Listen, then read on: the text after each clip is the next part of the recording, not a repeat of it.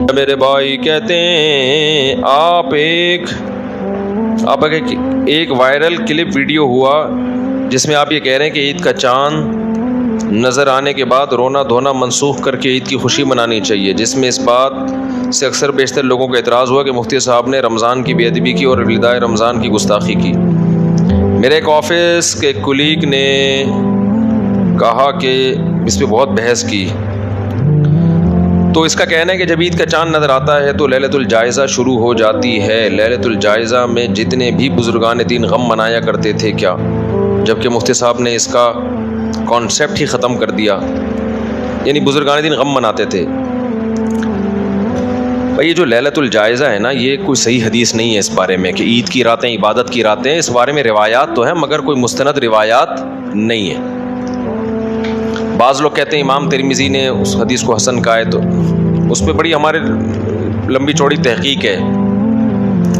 امام ترمذی بعض دفعہ تسامحاً ضعیف حدیث کو بھی حسن کہہ دیتے ہیں، تو امام ترمذی کے حسن یا صحیح کہنے کی بڑی ویلیو ہے، اس میں تو دو رائے نہیں ہے۔ ایسا نہیں کہ امام ترمذی کسی کو صحیح کہہ رہے ہو تو آپ کا ان کا صحیح اعتبار نہیں ہے، لیکن بعض دفعہ وہ دوسرے دلائل سے ثابت ہو جاتا ہے کہ یہ حدیث مضبوط نہیں ہے۔ تو یہ جو عیدین کی راتوں کی عبادت کا مسئلہ ہے نا، عیدین کی راتوں کی عبادت، اس میں اگرچہ بہت سے حضرات اس کے قائل ہیں کہ یہ عبادت کی راتیں ہیں، لیکن صحیح مضبوط بات اگر آپ دیکھنا چاہتے ہیں تو اس بارے میں کوئی مضبوط روایت نہیں۔ اچھا، بعض لوگ کہتے ہیں فضائل میں ضعیف حدیثیں بھی چلتی ہیں۔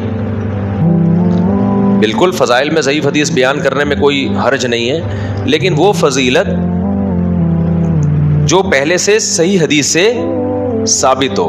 مثال کے طور پر فرض نماز کی فضیلت قرآن سے بھی ثابت اور حدیث سے بھی، تو اب اگر فرض نماز کی فضیلت میں کوئی ضعیف حدیث بھی بیان کر دی جائے تو کوئی حرج نہیں ہے، کیونکہ ایک عمل پہلے سے ثابت ہے۔ لیکن عید کی رات کو عبادت کی رات قرار دینا، یہ صرف اس کا فضائل سے تعلق نہیں بلکہ اس کا مسائل سے تعلق ہے کہ یہ رات عبادت کی ہے یا نہیں ہے۔ یہ ایک شرعی مسئلہ ہے، شرعی مسئلے کے ثبوت کے لیے مضبوط حدیث چاہیے۔ ایک بات تو یہ ہو گئی۔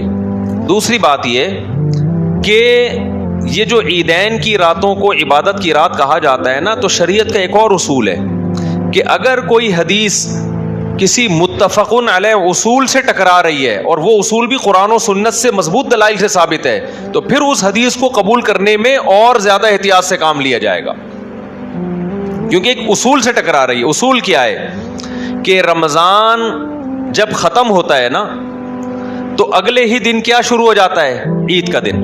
اس دن روزہ رکھنا حرام ہے باقاعدہ، یہ بتانے کے لیے کہ روزے کیا ہو گئے؟ ختم۔ اب آپ اس میں ایک دن ایڈ کرو گے تو یہ زیادتی کر رہے ہو آپ۔ یہی وجہ ہے کہ نبی صلی اللہ علیہ وسلم عید کے دن نماز عید سے پہلے کچھ کھایا کرتے تھے، حالانکہ بقرعید میں نہیں کھاتے تھے۔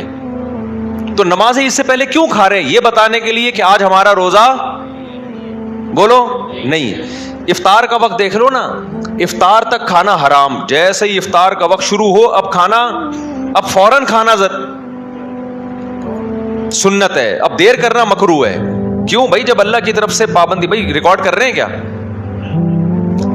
ایسا نہ ہو کہ پھر آدھے آ جاتے ہیں نا، پھر ایک تماشا بن جاتا ہے۔ تو اب یعنی اب فوراً جلدی کرنا ہے اس میں، یہ بتانے کے لیے کہ اللہ کی طرف سے پابندی اٹھ گئی۔ تو حدیثوں میں کثرت کے ساتھ صیام رمضان، قیام رمضان، صیام رمضان، قیام رمضان، صیام رمضان، قیام رمضان، اس سے پتہ چلا جب صیام رمضان گیا تو قیام رمضان بھی گیا، یہ دونوں چیزیں ایک ساتھ گئیں۔ اس کا تقاضا یہ ہے کہ عید کی رات بھی آرام کی رات ہو، کیونکہ جو قیام آپ کنٹینیو کرتے رہے ہیں تو وہ قیام اب کیا ہو گیا؟ ختم۔ ایک منٹ بات تو مکمل کر لیتا میرے بھائی، بات تو مکمل کر۔ تو وہ سیام کے ساتھ، یعنی سیام روزوں کو کہتے ہیں نا، روزوں کے ساتھ قیام بھی کیا ہو گیا؟ ختم ہو گیا۔ تو یہ نہیں ہوتا کہ ایک چیز ختم ہوئی ہے دوسری ختم نہیں ہوئی، تو پورے لوازمات کے ساتھ رمضان گیا۔ اب عید کی رات اصولی طور پر تو ہونا یہ چاہیے کہ جیسے صیام رمضان میں عید کا روزہ حرام ہو جاتا ہے تو ایسے قیام بھی اب مکروہ ہو جائے، اصول کا تقاضا تو یہ ہونا چاہیے۔ لیکن چونکہ مکروہ ہونے پر ہمارے پاس کوئی دلیل نہیں ہے تو کم از کم مستحب تو نہیں مانا جائے گا نا، اس کو یہی کہا جائے گا کہ عام راتوں کی طرح اب یہ ایک رات ہے، عام راتوں کی طرح ایک رات ہے، لہذا آپ عبادت کرے تو اچھی بات ہے، بلکہ کرنی اس لیے چاہیے کہ ایک عبادت کی آپ کو عادت پڑ چکی ہے تو وہ عادت نہ چھوڑے. آپ رات کو عبادت کر لیں اضافی فضیلت سمجھ کے نہیں، کیونکہ اس پر کوئی مضبوط دلیل نہیں ہے، بلکہ مضبوط دلائل جو روایتیں ہیں وہ اتنی جاندار نہیں ہے کہ وہ قوی روایتوں کے مخالف ہو جائیں.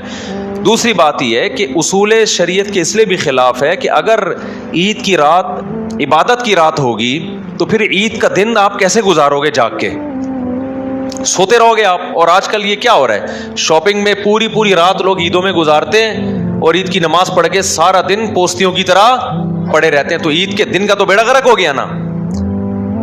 تو اب آپ چاہے شاپنگ میں جاگو چاہے آپ نماز میں جاگو، نتیجہ تو ایک ہی نکلے گا نا. ہاں روحانیت میں تو بڑا فرق آئے گا کہ عبادت ہو رہی ہے تو ثواب ملے گا، لیکن جو عید کا دن جو شریعت منانے کا حکم دے رہی ہے وہ منا نہیں سکتے آپ. وہ رات کو جا کے مناؤ گے، جو کہ تہواروں کو رات کو منانا اسلام کا مزاج نہیں ہے. تہوار اسلام کے دن میں منائے جاتے ہیں، تو اگر رات آپ نے عبادت میں گزار لی تو پھر صبح آپ فریش نہیں ہوگے. سمجھتے ہو کہ نہیں سمجھتے؟ تو اس لیے حضرت مفتی رشید احمد صاحب رحمہ اللہ کے اس پہ پورا ایک رسالہ ہے اصل فتاوی میں کہ یہ جو عیدین کی راتوں کی بہت زیادہ فضیلت بیان کی جاتی ہے، تو پوری تحقیق ہے حضرت مفتی رشید احمد صاحب کی کہ یہ کوئی مضبوط دلیل سے ثابت نہیں ہے، بلکہ شریعت کے مزاج کے خلاف ہے. یہ شریعت چاہتی ہے کہ عبادت جب رمضان ختم ہوا تو اپنے تمام لوازمات کے ساتھ ختم ہوا ہے. البتہ یہ مسئلہ اختلافی ہے، تو علماء حق کے درمیان اختلافی ہے. تو جو مسئلہ علماء حق کے مابین اختلافی ہوتا ہے اس میں شدت جائز نہیں ہوتی.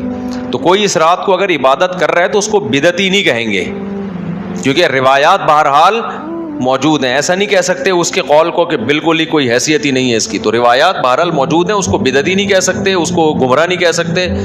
اس کے پاس بھی ایک دلیل ہے، وہ کہہ رہے ہیں حدیث ہیں اس بارے میں، لیکن یہ کہ ہماری رائے یہی ہے کہ وہ حدیثیں اتنی مضبوط نہیں ہیں کہ ان کو شریعت کے ایک متفق علیہ اصول کے مقابلے میں لا کے کھڑا کیا جائے. دوسرا سوال جو بھائی نے پوچھا وہ یہ پوچھا کہ رمضان جب جا رہا ہو تو غم منانا کیسا ہے؟ تو غم منانا ٹھیک نہیں ہے. جو اللہ آپ کو جس وقت جس کام کا کہہ رہا ہے وہ کام کرو اس وقت. عید خوشی کا دن ہے، غم کا دن ہے، تو رمضان جانے کے بعد اللہ نے خوشی رکھی ہے، غم رکھا ہے، تو جب اللہ نے خوشی رکھی تو خوش ہو جاؤ.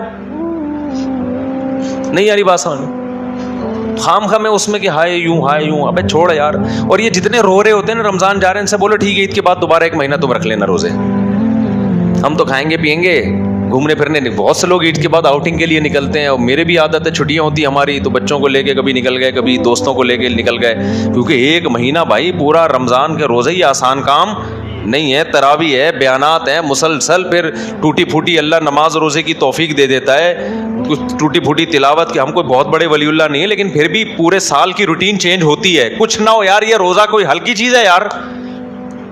مجھے پورا مہینہ ہو گیا میں نے پٹھان ہوٹل کے پراٹھے نہیں کھائے. 2 پراٹھے کا میرا معمول تھا، 2 ہاف فرائی انڈے کے ساتھ. وہ سحری میں نہیں کھایا جاتا، اترتا ہی نہیں ہے نوالا اس طریقے سے. اتنی اسکیجول آؤٹ ہوتا ہے نا انسان کا. اب آپ مجھے بتاؤ، آپ نے رات کو افطاری میں کھانا کھا لیا، وہ تمیز سے نہیں کھا سکتا، اذان ہو جاتی ہے، نماز میں آنا پڑتا ہے، وہ ادھورا چھوڑ کے نماز کے لیے آ گئے، بعد میں بھوک ختم ہو گئی. کھاؤ گے پیٹ خراب ہوگا، نہیں کھاؤ گے احساس رہے گا یار پورے دن کے میں 2 پکوڑے بس. پھر تراویح کے بعد بیان کے بعد پیٹ بھر کے کھا لو تو سحری میں نہیں کھایا جاتا، نہیں کھاؤ تو پیٹ کمر سے چپکا رہتا ہے. ایک عجیب ڈسٹرب ہوتی ہے نا لائف انسان کی. اس دن میں نے یہاں افطاری کی، آپ لوگ ان لوگوں نے اعتکاف والوں نے دعوت کی، 2 دن دعوت کی اور دونوں دن پیٹ کی واٹ لگی ہے، ایسی کی تیسی ہوئی ہے. کھا لیا تو پھر اب سحری میں کھائیں کہ نہیں کھائیں؟ نہیں کھائیں تو یار پھر سارا دن گزارنا مشکل، کھائیں تو اسپیس کی تھوڑی سی میموری بھری ہوئی ہے، کچھ فارمیٹ کرنا پڑے گا، کچھ مال ڈیلیٹ. اب موبائل میں جا کے تو آپ گیلری سے بہت سی چیزیں ڈیلیٹ کر دیتے ہیں، پیٹ سے کیسے ڈیلیٹ کریں گے بھائی آپ؟ وہ تو اپنے آپ کی بات تھوڑی سنتا ہے وہ. تو کھا لو تو بدہضمی، 1 پورا مہینہ انسان ڈسٹرب رہتا ہے. اس کے بعد میرے بھائی اللہ کی طرف سے اعلان ہوتا ہے کہ میرے بندوں نے 1 مہینہ جو مجاہدہ کیا، اب یہ مجاہدہ میری طرف سے ختم.